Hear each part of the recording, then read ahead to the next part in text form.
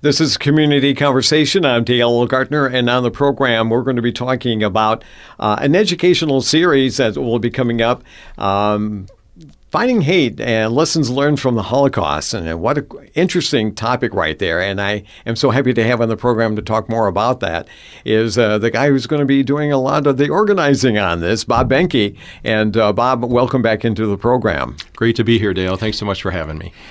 How did this come about? And, where did this idea coming out about doing an educational series on this? It kind of comes from two prongs. For those of anyone that knows me knows that I love to travel. And the district library reached out to me one day and they kind of joked and they said that they had a recent presentation and someone wrote in terms of, hey, what's a good future program to have? They said, have Bob Behnke come and talk about his travels. Yeah. And I couldn't think of a worse idea. But so I started thinking a little bit about, how can I take my passion for history and incorporate this into, a class or a presentation. And around the same time, a friend of mine, her granddaughter, went on the 8th grade field trip to the Holocaust Museum in Washington, D.C. Mm-hmm. And the way that, the curriculum fell in that school up in Metro Detroit was they went to the Holocaust Museum before they learned about the Holocaust. So you have these 8th graders who are just experiencing this, horrific sights and not really understanding the full impact of... And having any background on it. Right, or having that background. So I was asked to talk to her granddaughter and teach her the Holocaust in 30 minutes. But so we touched on that, but then really began to talk about people's perceptions now about the Holocaust and their background and their knowledge, and a lot of questions that still surface as to how could this have happened in our own history and timeline, and the fact that many survivors are no longer with us. Yeah. And what could I do to kind of move that legacy along and educate, mm-hmm. kind of go back to my history roots. So I came up with this program, and it's going to start in late August, and it's going to focus on a couple different areas. But first, basically, how do we get here? What are the events that led up to the Holocaust is going to be our first session. Mm-hmm. And then from that, we're going to springboard into kind of the classic diary of Anne Frank. We're going to look at it uniquely from a different lens. So we know about the life in the annex, but Anne lived in Amsterdam from 1934 until she went into the annex in 1942. And what was her life before then? What was the typical life? We're going to dig into the book, of course, but then focus the next sessions, and those will be in September. We're going to look at the final 7 months of Anne's life and her journey that she took from the annex to the detention facility in Amsterdam, up to the transit camp in northern Netherlands, out to Auschwitz, and then ultimately to Bergen-Belsen, where she died from typhus. Mm-hmm. And one of the undertones that's also going to be present here is kind of the idea of book banning. So if you can believe it or not, the Diary of Anne Frank is one of the books that's very much challenged on a regular basis. And why people want to ban a book about the Holocaust and a young girl. So we're going to explore some of those paths as well. And then we've been very fortunate with the Adrian Diversity Event Fund and the partnership and being able to receive grants from the Stubbness Foundation and Holiday with Heart out of Toledo.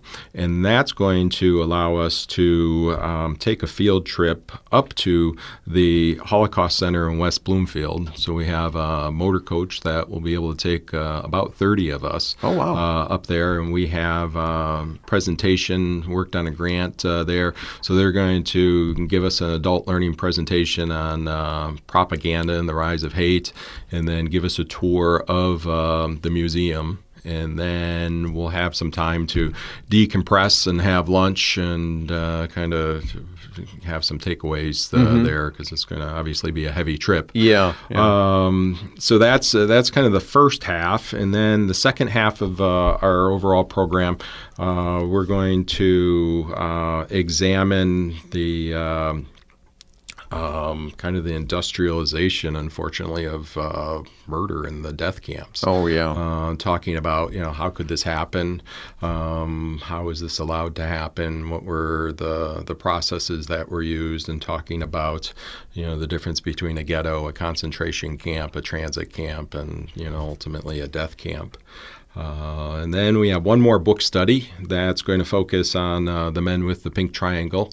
And that was thanks to the grant from Holiday with Heart. And really the examination there is of a gay man and his experience in a concentration camp during that time, and the book that was written about that. So those are heavy topics, huh? Yeah, they are. But it is a heavy subject to begin with. But but you're right. There are some heavy topics here. But the thing is that I think what your objective is to kind of continue the thought process about the Holocaust, that it did actually happen, and to continue it so that we don't forget. Right? Absolutely. I mean, and that's the thing that, is so critical in Holocaust education, is that, we don't want to be up there and just to spew numbers and facts. Yeah. We want to get down to the personalization of the stories of the individuals that were murdered, or, those that survived as a result of this. And what's the next step for hope? And that's really what how we end this program with the Adrian Diversity Event Fund is our last session, which will take place in January. Is so now we've learned all of this, and we've seen this, and we can make comparisons around the world of other examples of genocide and changes in political turmoil. So how do we here locally in Adrian and Lenawee County, what can we do to fight hate and put an end towards this and lift our community up? And the Adrian Diversity Event Fund has some micro grants that they're going to issue, and we're going to brainstorm ideas with participants. Simple little things up to bigger ideas as well, of what we can do to make sure that our community is a open-minded, accepting, and welcoming place for all individuals. Yeah, so I mean, it is kind of ending things on a hopeful note then. Right, absolutely. Yeah.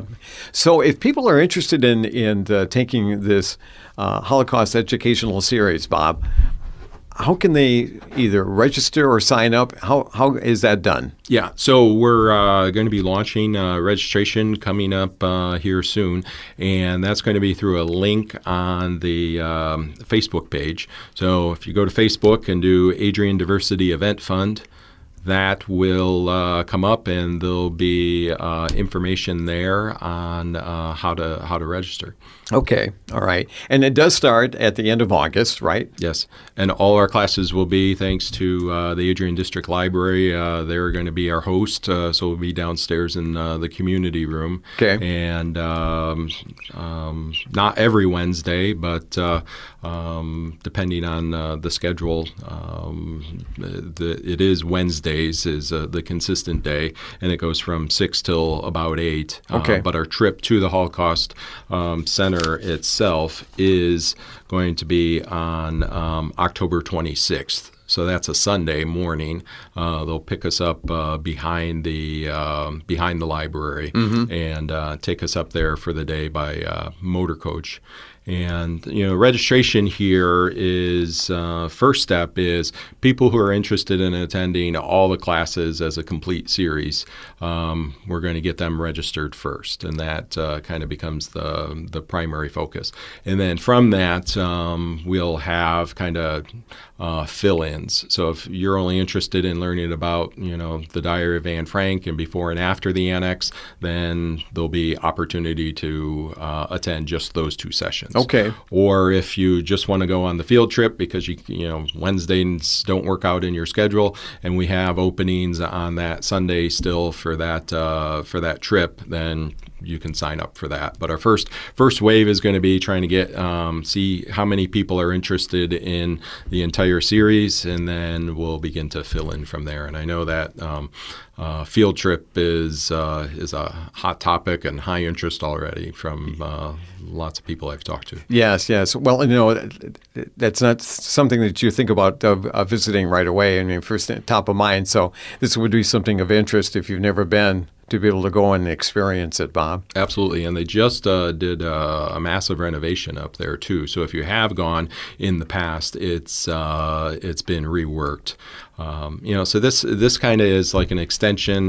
There's the Lenawee Lifelong Learning Program that does a fantastic program as well. So this is kind of the idea that kind of stems along there too. So what can we do for adults to keep them engaged? Sure. Learn more and keep their minds active and get out and see things. Is there a fee for this? No fee. So thank goodness, thanks to the grants that we got from Stubbins Foundation, from Holiday with Heart out of Toledo, from the Adrian Morning Rotary, and then the Adrian Diversity Event Fund written the rest of the costs. Excellent. So a cost should not be a barrier. Nope, not at all. Whatsoever. Again, for them to register, how can they do that once again, Bob? Yeah, so reach out on Facebook to the Adrian Diversity Event Fund, and there'll be registration Google form for them to click on and complete the registration information there. Excellent.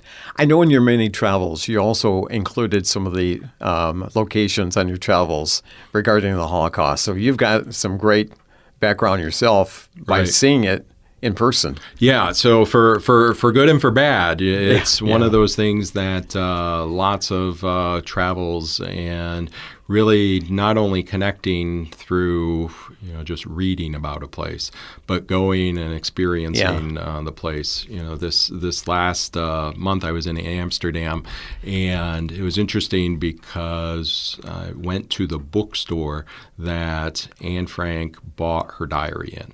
No kidding. Wow. And they always say it was a gift. Yeah. But she bought it herself. Wow. So it was that thing like Dad was there, and hey, your birthday's coming up. Do you want a diary? So she bought the diary. So that kind of the rest of the story, and talking to people in her neighborhood who are still alive from the Holocaust was pretty remarkable, or second generation people who knew people that knew Anne, and really understanding that was just something I never imagined I would be doing, and it was great. So this is going to be a really good educational series that you'll be putting on with that knowledge and that experience that when you went and saw there in Amsterdam. I think that's pretty incredible. So I think that will pique up a lot of interest with people listening and would like to register and sign up for this educational class. Absolutely. All right.